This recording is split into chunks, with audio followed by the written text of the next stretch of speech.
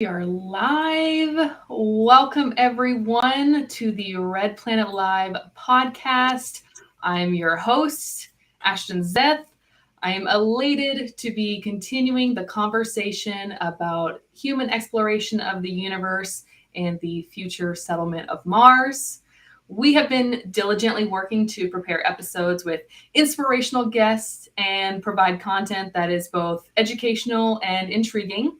So today's show features a spectacular guest, and I'm eager to chat with one of the top 100 influential people in the space field, Rick Tumlinson. Hi, Rick. Thank you for joining me today. Hey, my pleasure. Excited to have you on. Well, we have before we get started with Rick, I have two Mars Society announcements to share, and then we can dive into the fun stuff with Rick. If this is your first time joining the Red Planet Live podcast, again, my name is Ashton Zeth, and I'm your host. My background is in tech sales, specifically automation and process management software. I also serve as a Mars Society ambassador, focused on speaking with K through 12 students about the wonder of space and encouraging kids to pursue futures in STEM. As a longtime space enthusiast, I am passionate about STEM education and making humanity an interplanetary species, specifically a future presence on Mars. So thank you everyone for joining today, for supporting Red Planet Live and the Mars Society. And as you will come to hear me say, the best is yet to come. So with that, two exciting announcements from the Mars Society. It is with great excitement that the Mars Society announces the promotion of Dr. Shannon Rupert from her longtime role as director of the Mars Desert Research Station in southern Utah, which is the world's largest and longest running Mars analog facility. And now her new role is newly created role of Senior Director of Analog Research for the Mars Society. In this new role, Dr. Rupert will oversee a new remote science team that will support the MDRS analog crews and will lead our efforts to publish research that she has been conducting at the MDRS, including for the Mars 160 mission, of which she was the principal investigator. So in her role, she will also participate in the pursuit and management of grant funding for the MDRS, in addition to other analog research activities, and will represent the Mars Society and its research program at various in-person and virtual conferences and events. So congratulations to Dr. Shannon Rupert. And speaking of the Mars Desert Research Station, MDRS applications are being accepted for the next field season. Anybody can apply to stay at the MDRS, and we have openings available in the fall of 2023 and spring of 2024 and beyond. Application details can be found at mdrs.marssociety.org. So you should see the ticker scrolling there as well. So click on that link if you are interested in journeying to southern Utah at the MDRS. So now we're going to shift gears and focus our attention on today's guest, Rick. Thank you so much for joining. I was really looking forward to this conversation. So for those who don't know Rick Tumlinson, Rick is a leading writer, speaker, a 6-time congressional witness. Rick helped start the first mission to find water on the moon, signed the first ever commercial data purchase agreement with NASA, helped start NASA's Lunar Exploration Analysis Group, led the commercial takeover of the Russian Mir space station, signed the first private astronaut to fly the space station, co-founded the Space Frontier Foundation, and was a founding member of X Prize. That's a lengthy resume. Did I get all the highlights there, Rick? Perfect. And, basically in every one of those cases, though, it was, the real way to put it would be helped and was part of, it was all, every one of those was a team effort all the way through. All right, humble, we love it. Well, Rick, I'm so glad that you're here today. I'm really looking forward to today's conversation, and the best way to kick that off, to kick off our conversation, is the reoccurring segment on the podcast called Question of the Day. It's exactly as it sounds. Questions are basic, cover topics all across the board. There's no right answer. It's really just meant to be conversational. I used to do this with a previous job for a long time, and we had a lot of engagement. It was always fun to just kind of pick people's brains. So today's question is a would you rather. So the question, would you rather have a private chef for life or a personal housekeeper for as long as you live? And you can chat, put your answers in the chat as well, and we'll see what some of those are. So Rick, a private chef for life, personal housekeeper. Hit me with the heavy stuff right out of the airlock. That's how we do it. Private chef versus house. Definitely a housekeeper, because I find enjoyment in cooking at times. There you go. I don't find any enjoyment in housekeeping. Sure. What are your favorite things to cook then? What's your go-to meal? I'm a bachelor. I mean, that's a terrible question. If it's not moving in my refrigerator and I can throw it on a pan and there's protein involved, it's probably good. But I don't know. I like quesadillas. I make those pork chops. I wake up every morning. I have 3 eggs and turkey sausage and refried beans, refritos, as we call them in Texas. Things like that. I kind of hover towards a keto, but not quite. Yeah. Neo keto, that Okay. kind of thing. But no, I'm not a great chef. Once in a while, I get carried away and make something, but I just enjoy that more than housekeeping. And since you asked those two, yeah, you have to pick one. I would say for me personally, probably the personal chef. I also follow a keto lifestyle. So, and I'm also gluten-free. So if I didn't have to make any of my meals, I would prefer that. A little bit more variety a chef could probably provide me. Plus, when it comes to housekeeping, I'm very specific. And if I don't do it myself, it's probably not done right. So I'm going to pick the personal chef.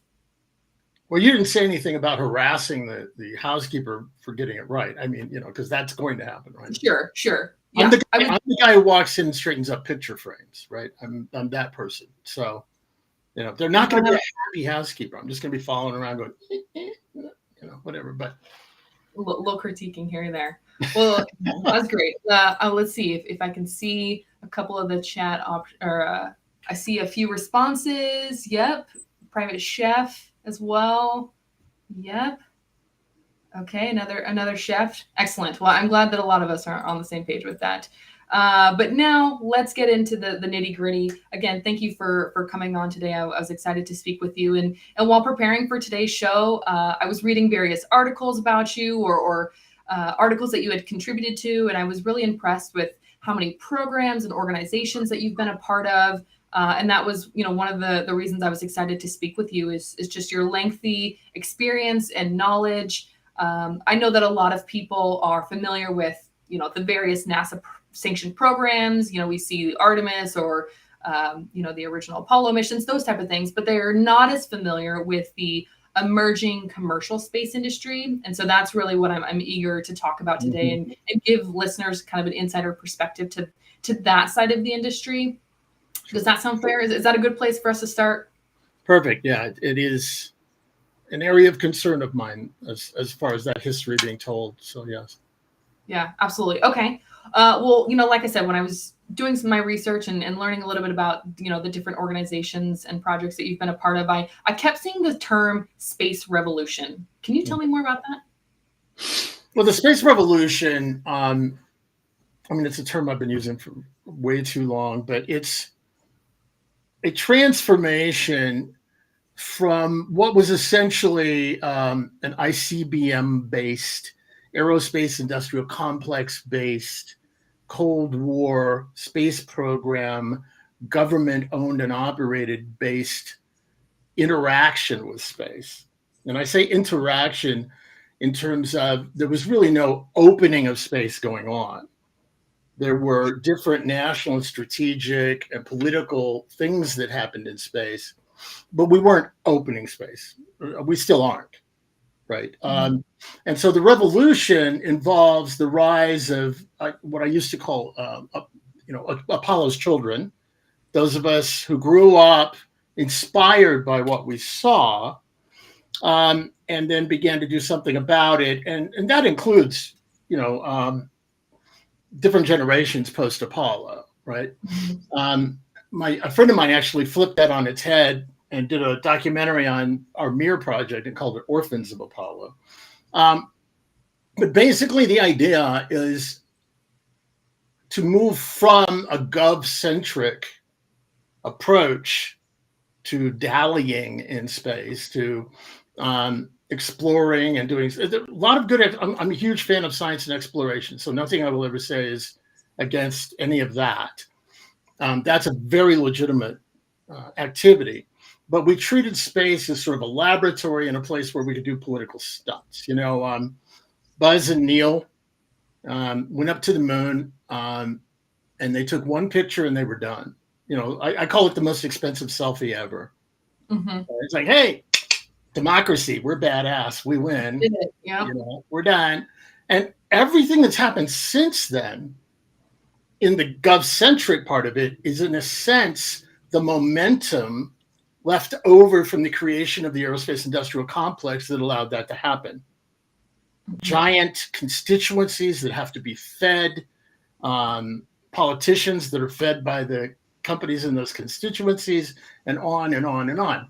There was one byproduct that they didn't count on, and that was a bunch of kids watching that and reading science fiction and watching science fiction and going, you know, I want to go Star Trek. I want to make this thing happen. And what happened was it took a few years, and then gradually we started to rise up. And, you know, we had Dr. O'Neill, who wrote The High Frontier, which is behind me here. He wrote this book, which was amazing, which basically said, you don't have to be an astronaut to go into space.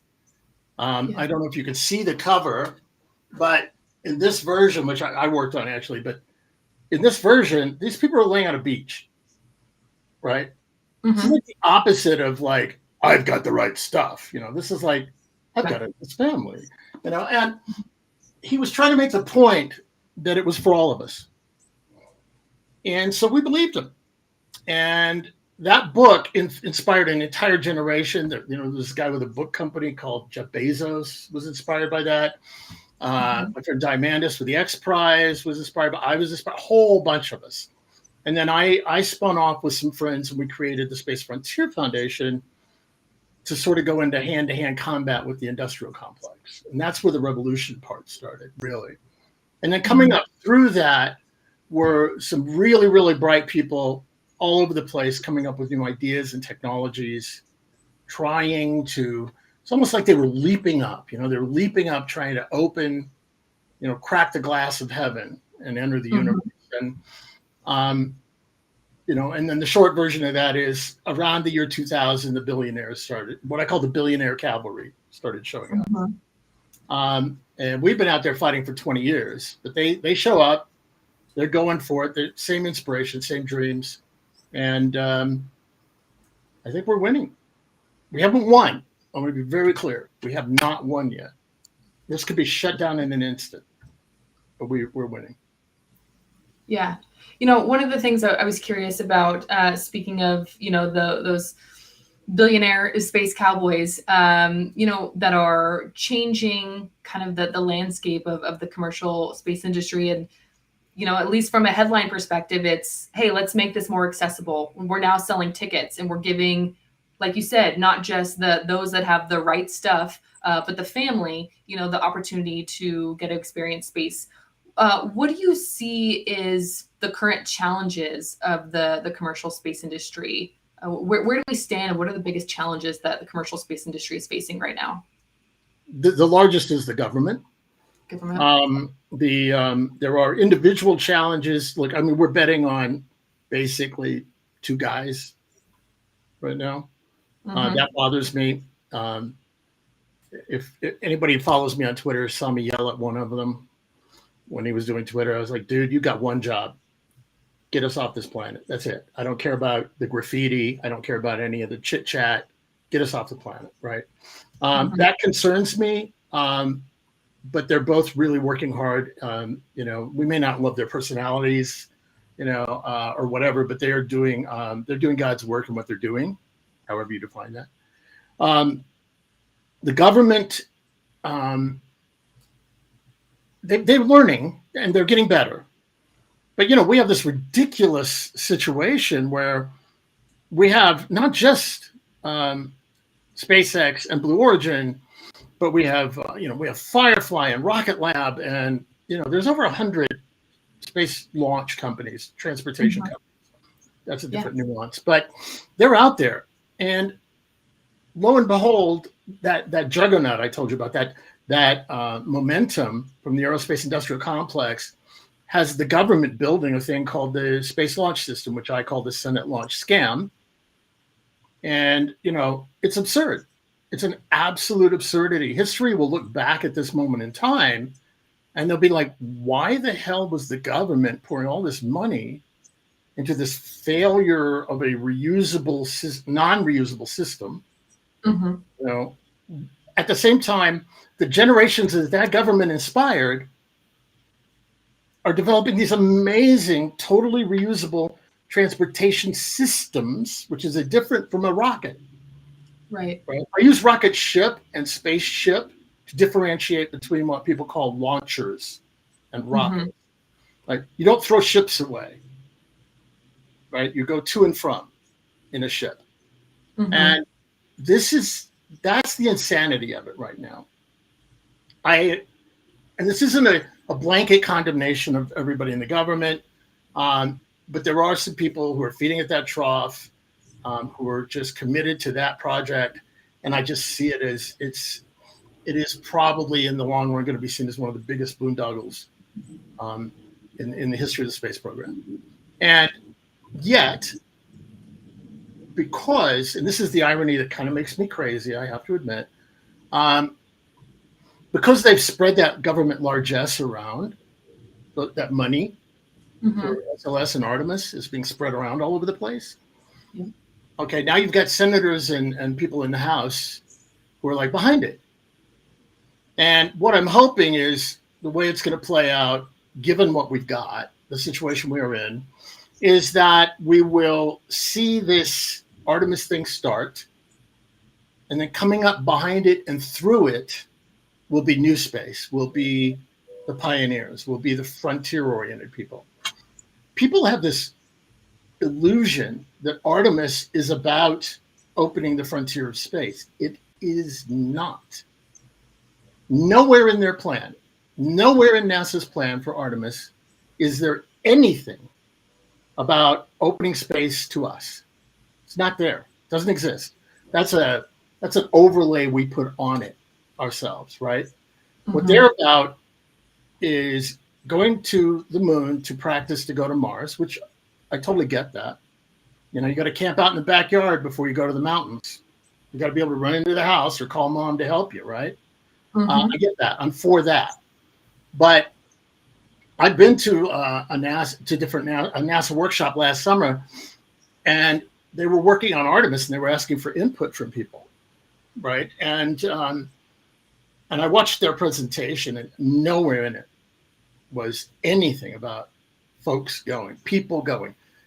The challenge with that is it's an incredible waste. Rather than taking taxpayer funds and then going, if you want to go to the moon, great. You want to go to Mars, great. But do it in such a way that everything that you spend on doing that enables the people to follow, rather than a certain build it and throw it away psychology. So that's the difference between my approach, which I call a frontier approach, and the government approach right now. You hit my button, off I went. There we go. No, that's great. One of the questions that I get from friends and family, and, they want to know, why is there such a divide between organizations like NASA and companies like SpaceX or Blue Origin? And they say, why is it such a big deal that these companies have started and they're creating these rockets and these, getting astronauts to the International Space Station? They don't necessarily understand why that's so important, and it's so monumental to the effort as a whole. So what would you say is the biggest benefits of having space become more commercial, more private, having these private companies that are going to be sending the astronauts to the International Space Station and eventually beyond? Why is that important? Because the development of a free enterprise industrial economic system is what works. to empower the people, Mm-hmm. right? A state-owned and operated system is not about empowering the people. It is about carrying forward the state's interests, whatever those may be. So having these people compete to bring prices down so that you and I can go, for example. Now, it's going to take a while. It's kind of going the wrong direction right now, but it's going to come down. And look, I mean, part of this too is, and again, I have friends at Boeing and Lockheed Martin and others, but SpaceX terrifies them. I mean, even China complained about SpaceX. They're a disruptor in the industry and have revolutionized the way that they're going to be reusing their rockets and their systems. Absolutely. Right. As will these other players who are coming up fast, right? Who maybe aren't as funded. Mm-hmm. But that terrifies them, right? They've had a lock on this. And it's not necessarily about the NASA money. It's about the satellite delivery money and the commercial activity money.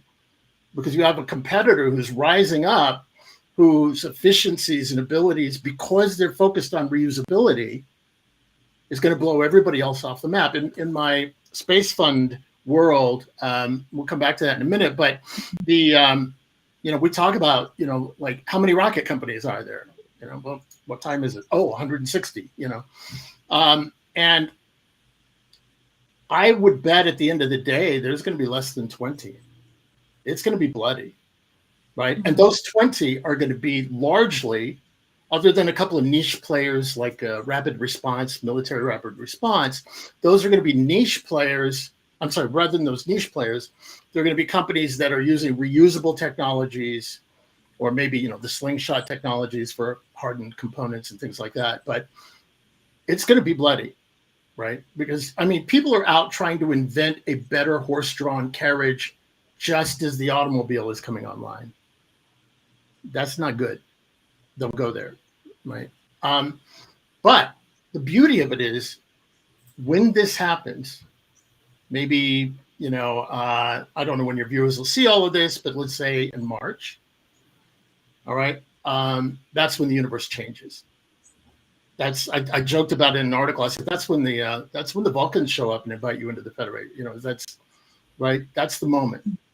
And whether it's, Elon or Blue Origin or one of these other companies that does it first, a totally reusable, human-capable spaceship, rocket ship system, everything changes.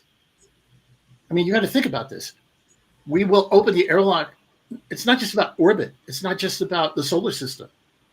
I'm going to badly paraphrase one of my favorite authors, Robert Heinlein, but basically the idea is what he said, 100 miles up and you're halfway to anywhere.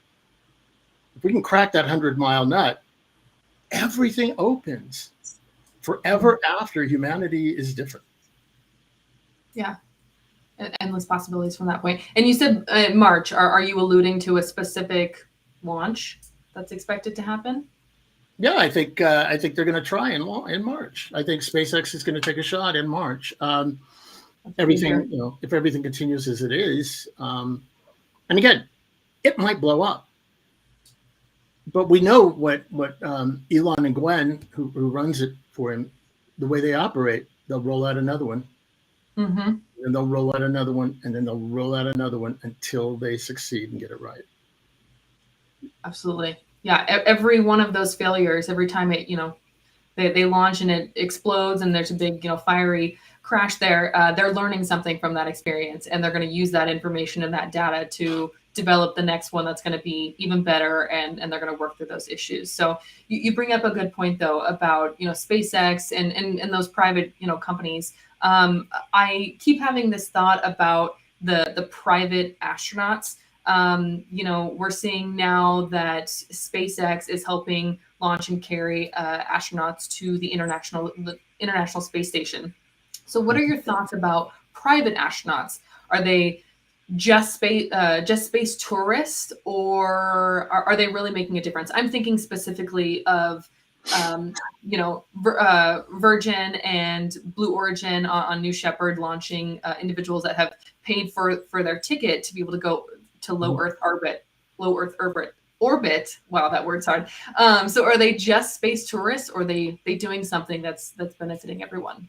Yeah, you just hit another one of my buttons. The word tourist is probably one of the worst branding mistakes ever made in something as important and historical as what we're doing here. I signed up Dennis Tito, who was the first person to pay for a ticket to go to the space station. And we spent a lot of time. I actually worked with NASA afterwards, even though they were not for it originally, to try and come up with a name. They came up with a really ponderous name, Spaceflight Participant. It's very bureaucratic.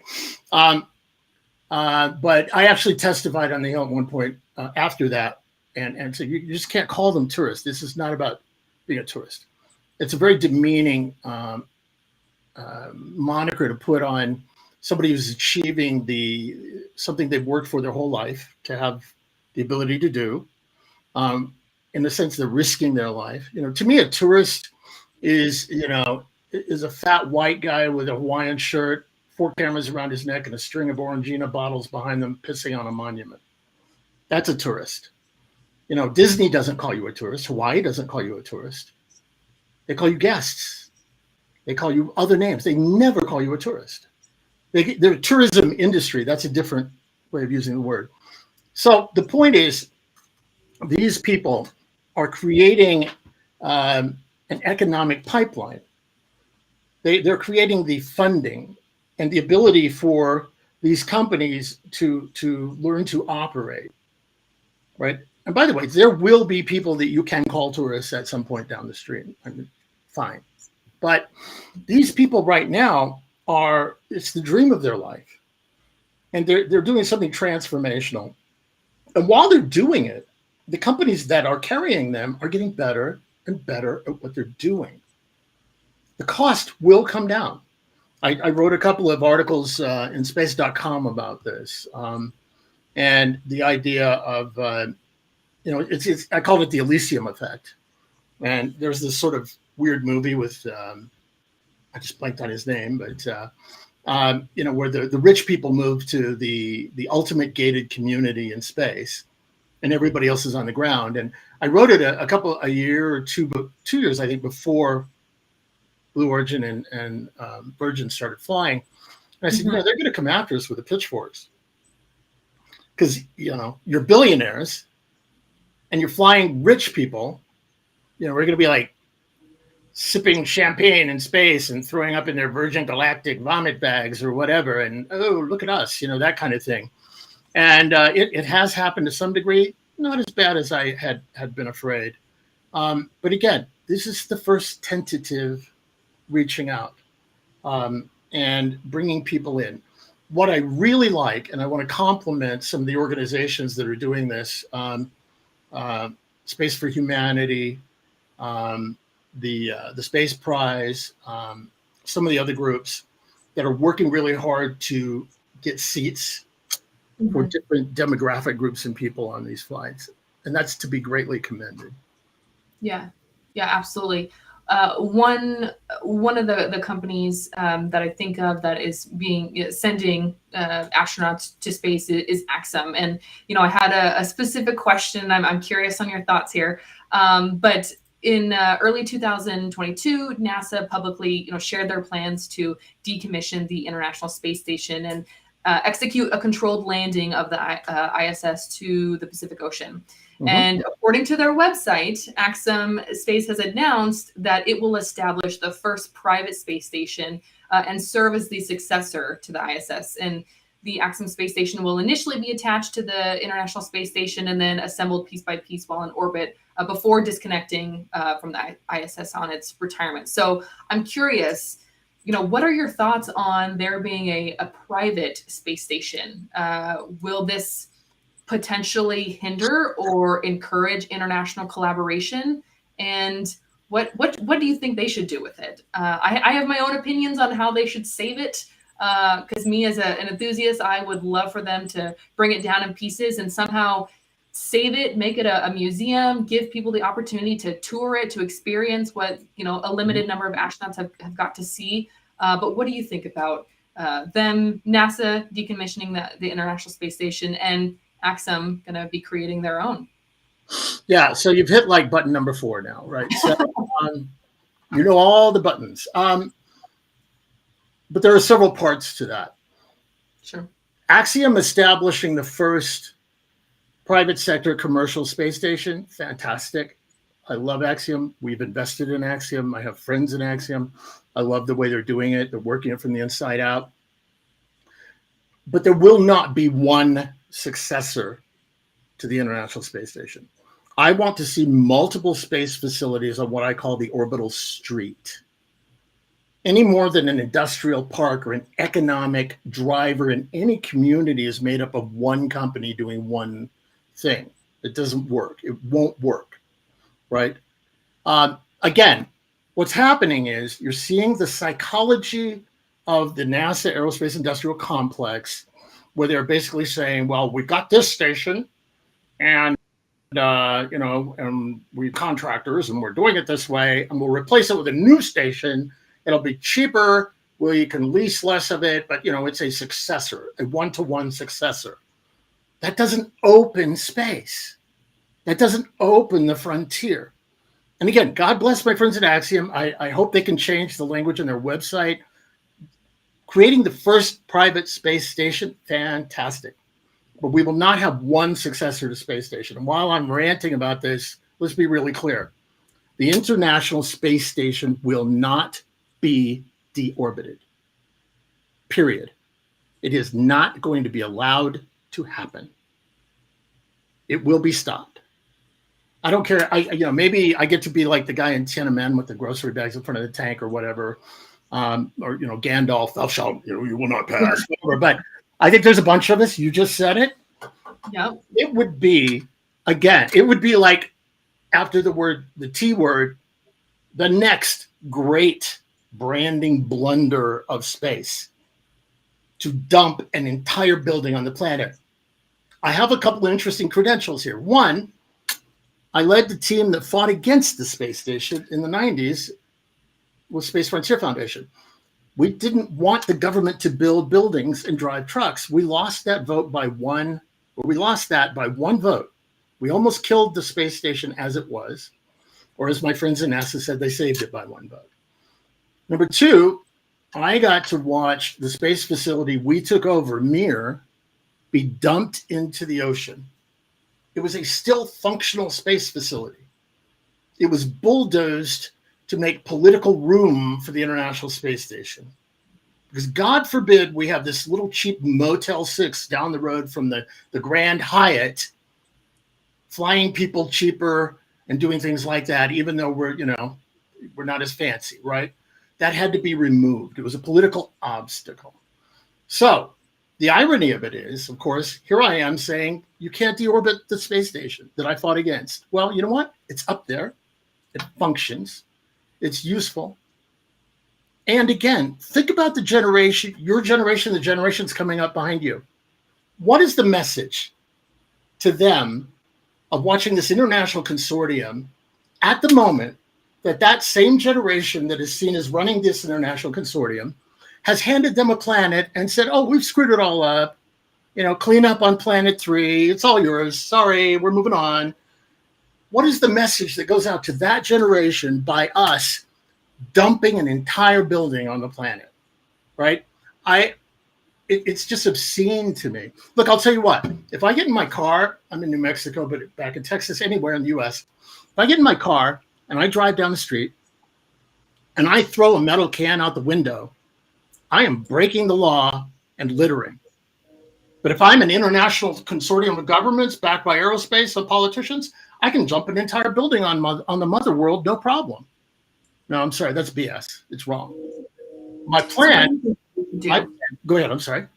Oh, I say, what do you think that they should do with it? How do we save it? How do we salvage what's already there rather than? I think there's ways to do it. I think this. So first of all, what you do, you salvage what you can, which means you're going to have to put salvage right regimes and things like that. Work out deals. You take the pieces you can still use, and use them in other facilities. Great, right? Number two, you take the core of it, what I call freedom. The original name of the core was Freedom when I first started. And you take that and you up orbit it. you push it up into a storage orbit as far out as you can, maybe an L point, something like that. There are different ways of doing this. We were going to use a tether on the mirror, which interacts with the Earth's magnetic field. It slowly pushes you up until we were blocked by the State Department. Or there are other ways to do it. Thrusters, you could do all kinds of different things. You move it up, you shut it down, you mothball it, you declare it a universal heritage site so that the children of those generations that are going to be freely transiting the solar system can see where it all started.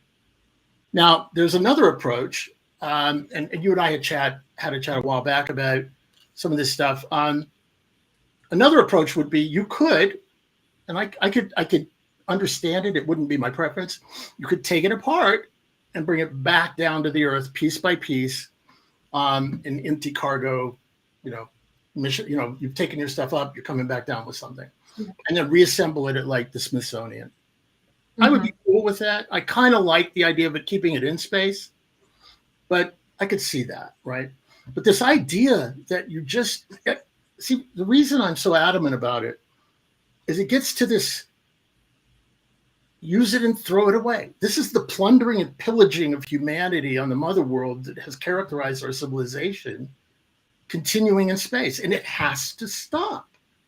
This is the moment in the history of humanity where we can shift gears and start caring about this planet and what we call in Earthlight using the 4 R's: reuse, recycle, replace, repurpose, and resources, right? And just reuse stuff. Why you got to throw it away? Let's use what we're doing in space as a symbol of how we can be as human beings related to our home planet. Yeah, I agree with you there for sure. This mentality of use it and throw it away, overconsumption is plaguing our Earth right now. So why would we do that with this, historical thing that we've had for so long that we could find a much better use for it than just throwing it into the ocean and letting it drop to the bottom. So yeah, I agree with you there. I like your idea about up orbiting it and letting it remain there. Maybe that's an opportunity to buy a ticket someday. You get to actually fly to it, visit. That's your opportunity to visit space, is to go to the space station. So that would be pretty cool. One of the things that you just mentioned was Earthlight Foundation, and so was hoping we could talk a little bit more about that. I saw on the website the mission is to provide a core belief system for humanity, our relationships with each other, and the family of life, based on an understanding of who we are and our aspirations about how we become as we enter the universe. And so I'm curious, tell us a little bit more about the Earthlight Foundation. What is that core belief system? What's its purpose, and how is this benefiting human exploration of the universe? Yeah, I'm actually working on a book on the what I call the principle, the purpose of people. And having been a veteran of this field and trying to convince different constituencies over the years as to what this is all about, over time I gradually began to realize that I'm trying to convince the left brain people, close the business plan and here's how it balances in the spreadsheets and this and that. And we're trying to make all these rationales that fit into the industrial society we have, the political society we have. And I kept pushing down and down and down, trying to get deep into what it is that this is really about. And it merges with sort of the need that we have in our society right now to understand what the hell we're here for. Why are we here? Why do human beings exist? Right? And what came to me, and I tell a story about, I did a TEDx about it where I was standing out in a field and I just lost my mom, and I'm sort of getting this feeling about things. But what it came down to for me was what I call the principles of purpose, and there's 3 of them. So to protect and expand the domain of life, I am on team life, right? The universe is basically a battle between life and death. The universe is constantly trying to be born in a sense of planting the seeds of life that can then become the seeds of sentience and all of that, right? So there's life and then there's dead. I'm on team life.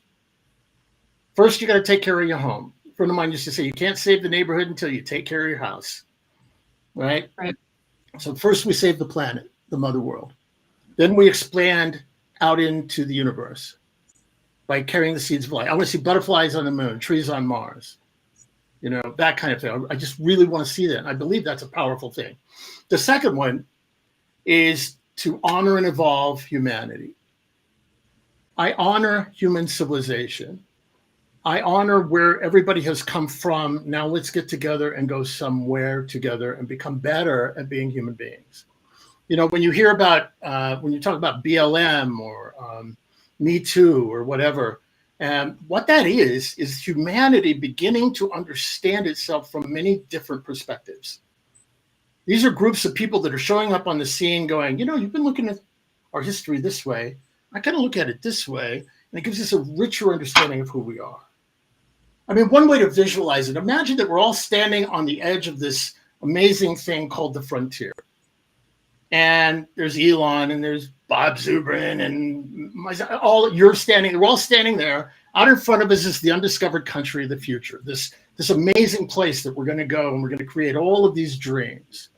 Behind us is our history, who we've been, what we did, all of those things. We can look at that now in ways we could see the beginning of the universe using our telescopes. We're pushing back the age. Every time I look at the news, the science news, they push back the age of when human beings started using tools. We're learning so much about who we have been. We also know in our history that the basic history of industrial society has been an attack on the ecosystem. We've moved out, Mother Nature has been pushed back, right? And so we have all this new perspective. Now let's look at the future and go, okay, as we enter it, can we evolve? Can we become better? Can we not just nurture the mother world? Can we nurture each other? There's one place in the solar system right now where Russians and Americans get along and care about each other. They actually love each other. That's the space station. It's a model of what we can be. And we can do that if we try. It's going to take a lot of work, but we can do it. And so if that was the first two, right? To honor and evolve human civilization. Right now, we're apes with tools. We're apes with rockets. We're walking around just a few 100,000 years or maybe 1 million years after getting some sort of sense of self. And we're going, what am I here? I need more. I need to have more. I need 12 Teslas in my driveway, that kind of thing. Well, what's next? And so the last one is to explore and experience the universe. Now that's the fun one. That, because it's out there. Let's go. Let's look at it. Let's feel it. Let's touch it. Let's taste it. Let's make the universe alive because we are its sensing mechanism of itself. If life wins and sentience rises, the universe itself becomes a living thing, like Gaia. We begin to create that. Now, why is that important? It sounds so airy-fairy, blah, blah. Because one of the things I kept finding in everything I was doing was that first principles, the very top, guide how you operate. We could be pushing around the edges. We can go to Washington and, there's this March Storm thing that a lot of the groups do and all of this. And we can push around the edges, but until you change the reason we're going into space, it's just going to go back into its form. Until the law that sets up NASA says NASA's job is to enable people to go and live there, it's going to be an afterthought. You're always going to be fighting against that. And then once you get out there, how are you going to survive? The people who are going to survive are going to be driven by something. I was talking to a friend of mine who was an actor in The Expanse many years ago. And they said to me, Rick, it kind of blew me away because they were really thinking. They were like, Rick, when you're living on Mars, I said, you're going to be living under Mars. And they said, yeah, okay, well, when you're living under Mars, it's going to be rough. You know, it's going to suck. I mean, it's going to smell like a locker room. You're not going to be getting out in the sun. You know, it's going to be rough at first. It's really going to be hardcore. Those people are going to need a belief. Those people are going to need something to hang on to. That's what Earthlight's about. Earthlight is about not being an organization. We're not like the Mars Society or anything like that, National Space Society, any of the groups. Our goal is to get everybody in all of those organizations to take a look at those principles and say, you know what? Okay, I get it. And this is how we're going to operate. And if you're operating that way, you're not throwing space stations away. You're not building the largest, most polluting rocket ever in history. You're not leaving piles of garbage on the moon on your way to Mars. Everything you do becomes a way of manifesting those principles. And that, to me, becomes an exciting future, because now we can sell that to generations on this planet that have basically been handed a basket case, right? We could sell that. That's exciting. That's a future worth living into. No matter whether you're a Mars person or a free space person, a moon person, or one of these wacko Venusian cloud people, you know. Yeah. They're not wacko. It's just, you know, you want to watch that first step. Anyway, go ahead. There we go. No, that's great. That's exactly what I was looking for about, you know, Earthlight Foundation. I know that we are getting close to time. I think we've got about 15 minutes left. I wanted to make sure I gave the opportunity for our listeners to ask questions. So I'm going to be looking for some of those to come through. But I've got one other question. I know we're running on time, and of course I've got a ton more. But I wanted to get one question in about Space Fund, and obviously you're repping Space Fund right now on your hat, and so wanted to just know a little bit more about what Space Fund is. I know it's investing in these startup companies, and I wanted to know, are there any specific developments, innovations that have been created that have been, you know, part of that investment? I know, looking at the website, there were a few companies that I recognize, like Orbit Fab, for example, is one of those with their gas stations in space. So can you tell us a little bit about Space Fund and kind of what the purpose is? What have been those developments and innovations that have come from those investments? I come from a very pragmatic, working class kind of family, and the whole idea is you got to walk the walk if you're going to talk the talk. And, you know, knowing what was coming, knowing that we're about to hit that moment, you know, I decided to go ahead and start Space Fund so that we could invest in frontier enabling companies. And if you look at our website, you'll see there's this range, and they kind of all work together in different parts of the ecosystem in space. But the real goal, overarching goal, was to take these brilliant entrepreneurs who need funds to get started, because we focus on startups. I mean, Axiom is one of our investments. Love them. You know, we have a pinch of SpaceX, things like that, but we're really focused in on these little startups that we really like, and help these brilliant entrepreneurs get going, but also take investors who are hitting our field as it becomes cool to do so, don't know their way around. Maybe they're going to get, you know, attracted by shiny objects, and put them together with these great investments so that both sides prosper. The companies rise, the investors get great returns. And in the meantime, creating some of these tools, right? So, I mean, we have, you know, Eden Growth Systems, which is working on, food in space, like Orbit Fab, which is my old partner from Deep Space Industries, Daniel Faber. We have companies working on, we have Radian, which is one of the only transportation companies that we're in, because it's a reusable vehicle. You know, things like that. Some of the B2B stuff, computer interactions, you know, signal and things like that, location finding in space, RIA space systems, companies like that. It's a wide range, but they all are either going to enable or benefit by the opening of the frontier. Yeah, we'll call if you're an investor. We're I can't advertise, but I can say that much. Yeah, there we go.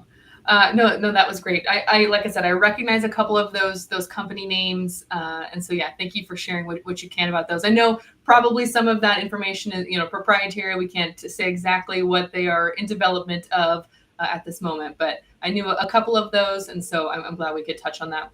We do have 2 questions here that I want to get answered from our listeners, and one is. A question from Tasha. It says, from what you've witnessed, how has space art shaped the trajectory of space exploration, both in the past and present? Art? Was that the word? Art, yes. Oh. From what you've witnessed, how is space art? Pivotal. It's absolutely pivotal. Absolutely pivotal. I mean, before I could speak, the words of space, I saw the pictures of space. Mm-hmm. I saw the visions of space. We get caught up on the engineering and the science and the technology. The thing that comes first, the arts, the written arts, the visual arts. I was watching Star Trek. I wanted to be Captain Kirk, right? I mean, 2001 Space Odyssey, best movie ever, It is the art. And then just the regular, the painting art, the Bob McCalls. There's so many. Pat Rawlings, one of the great artists. My good friend Peter Thorpe, who does all these rockets and stuff. There are not enough space artists. There never will be enough space artists. And I want real ones, not AI. I want people. I like the soft, squishy people, not the AI stuff. But art is critical, and I love it. My office at home, I have art all over the place. Yeah, absolutely. I know I've got quite the collection here. I'm sure you do as well. I can tell from your book collection. I'm sure you've got lots of art as well. But yeah, you can see a couple of my pieces there. One other question that I do have, while we've got the time from a listener, is, why go to the poles of the moon to search for water? It's obviously critical for life, but why is it important to search for water on the moon? Oh, it's very important. We can use it for so many things. If you've got water, you have air, you have propellant, you have so many different things. One of the great things about the poles is it turns out that there are certain of the crater rims enable you to be able to go down into the bottom of the crater and find the ice. And the top of the crater at the rims are what are called the peaks of perpetual sunlight, which means you have the energy, solar power up there, to be able to power your ability to go down and mine the ice. China and the US are going to be very much locked in a race for that ice.